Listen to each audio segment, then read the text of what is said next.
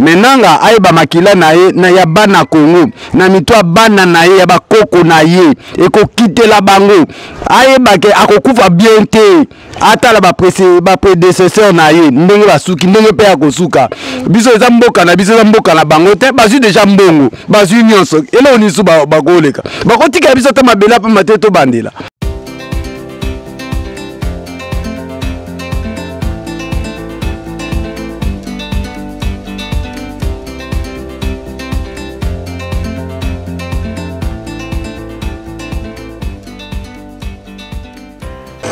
Bana Kim bana Braza bana poto to possiblement mbote mingi balandi annueli à travers émission Carrefour des Stars nde makambo la possiblement mbote da linga bino mingi mais le 23 c'était prévu élection à la main exacté la bino bon mon ensemble de ça micro balader bon mon réaction ba congolais donc mboke ya mabe ndenge za bona bwa na pe mutu tembo kiza mabe mutu to na posa batanga kombo na lelo mama mboke ya mabe baba to latima neti ba suki pe la salité bo vedi mboke ya betona méchant mboka mboke ya mabe to bwa pe mutu te ba jeune Congo to za ko silika mabe c'était prévu élection à la lelo le 23 mai makaboka mbilinga mbika tato moni papa bon mboke ya boni ya yo momo na boni onde.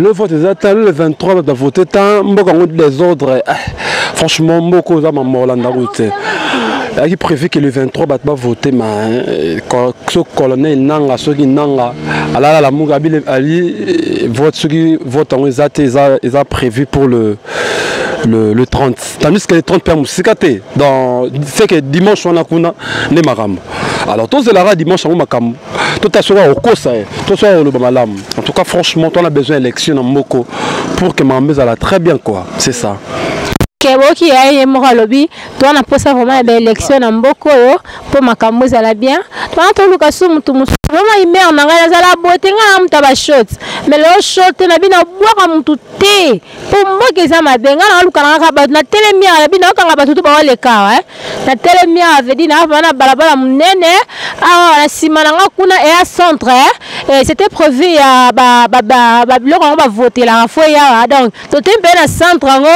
to luka ba pardon. Bonjour. Oui, bonjour. Où tu voté? Vous votez nani?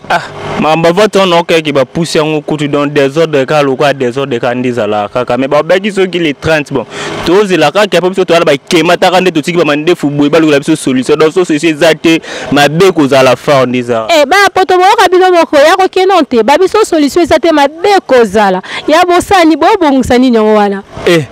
Sokoza projet dans sokoza projet ça likambalo barate d'abord surtout kaka bombe betami kaka donc il y a des gars kaka donc la kanda ma bebal ko solution donc to vida ba chic depuis ba 2000 là so combien boulé zati ni zati to kemba to zika donc to la posa changement ba changer so président ba changer so ba tutunde ba zana posa ba changer te dans ma beza forme to dae.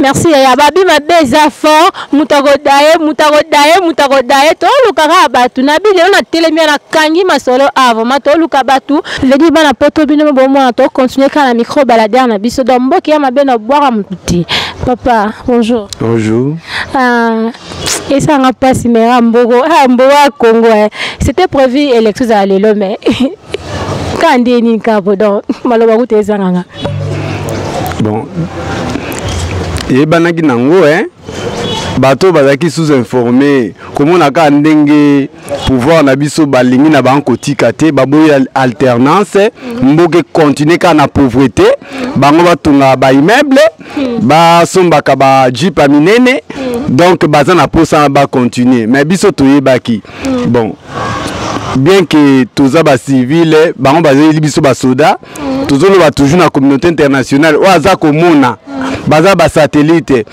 bazoko sa o babiloko ezikaki eloko ezikaki emonani te ba carton pamba batiaki wana bon tozozela bango une semaine mais nous ne croyons pas que tokokoma na date wana bakoza baza déjà ba manœuvre ba préparaki mais problème ezate tobi ke baboma batu nyonso bakufaka te bakoboma mais ata bana na biso bakoya na sima kombo na biso kolamuka kaka likolo ya batu oyo mais tondimi te ke tokoma na bango dimanche bango ba créer loko mo pona ba bima bata lokuta menanga ayeba makila na ye na ya bana Congo na mitwa bana na ye ya ba koko na ye eko kitela bango ayeba ke akokufa bien te ata ba prédécesseur na ye ndenge basuki ndenge pe akosuka biso eza mboka na biso eza mboka na bango te bazu déjà mbongo bazu nyonso ele onisu bagoleka bakotika biso te mabela pa mate to bandela to bonite eza journée na biso to yoki mot d'ordre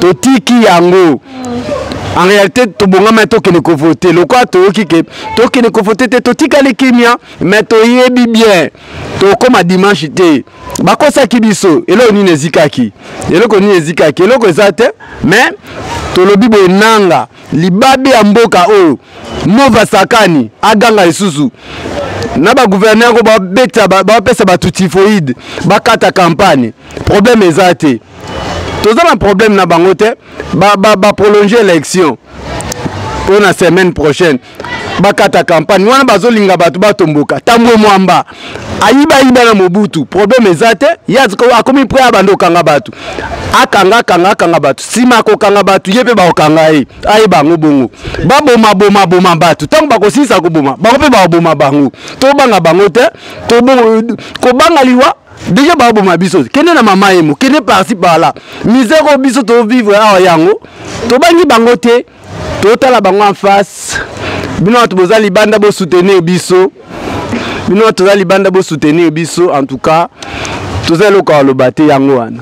Merci papa bino bomona donc population ana méchant ya kosakana te population azana méchant ya kosakana to so papa côté to zala ki papa azana kanda bo comprendre donc population na kanda papa bonjour. Bonjour. Papa tozo lo bara pour na makambo ya élection o ya mboka na biso veut dire c'était prévu de voter lelo mais ezate pour na yo lo belonine. Bon, en réalité, pour la élection en Mboka, en tout cas, ils ont ça la bisogne surtout passer dans mon thème. Tokoki ko accepter que Moutouneti monsieur Kabila Ndenge Azawana. Il s'est dit qu'il est chef de la nation, les garants, les numéro 1 de notre pays. Mais Oyo Bazo Salabiso, est-ce que Bazo se rendre que nous sommes aussi des humains? Combien de temps biso peuple congolais s'engeli continuer à souffrir dans Mboka na biso moko? Combien de fois il faut souffrir? Kabila nananga ba moni mboko ekomi ya bango ba jouer na biso ndenge bango balingi ko jouer na biso problème ezate o ezamboka ya bakoko na biso élection lokola ba reporter yango 7 jours eza ebelete mbule betaka esilaka butu ekotaka tongo pe etanaka tozozela bango dimanche. Les lots vendent na biso, vendent dans le calme. Mais partout, dans d'autres pays, dans d'autres provinces, toujours que moi mon boulot ezali. Mais biso na capitale toza dans le calme. Problème est toze la bango dimanche. On verra ce qui va se passer. Mais je vous tiens au courant. Boye bakayango bien, bino batuboza à l'étranger. Biso bande qu'on a bino toza tozo souffrir. Oh biso tozo sibir. Bino boza à l'étranger bozo sibir yangote. Bazo boma biso butu moi. Moi, je peux vous dire le mercredi, tant que Martin Fayoulou ayaki, moi, on m'a arrêté. Babotolinga imbongo, na biloko nyoso nazaki nango. Pourquoi? Parce que tu soutenir Martin Fayoul.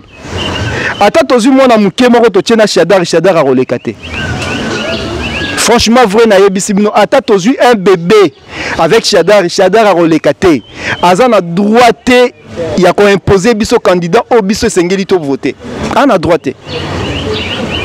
Et bien là, on a besoin mais bozo mon andenge tozo souffrir. Et l'on y a congolais nyos zana esengote. De ce botali biso kana misu bozo comprendre que nous ba o baza vraiment na katia souffrance. Nous souffrons énormément. De quel salaire il veut nous parler? Pour policiers ceux qui 52 000 francs congolais de salaire. Rwandais à Pamba moi Rwandais za mukeboye. Bazozwa mbongo ebele $2500 par donc un fonctionnaire rwandais. Bongo biso pourquoi pas.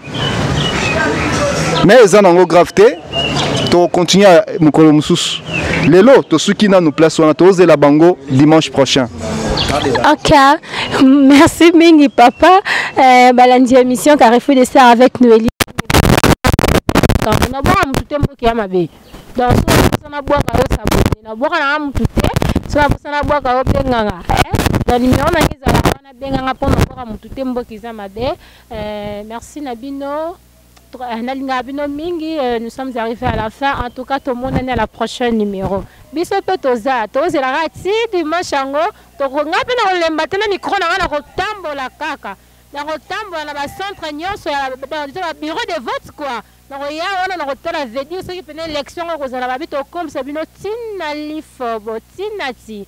Donc na linga bino mingi bye.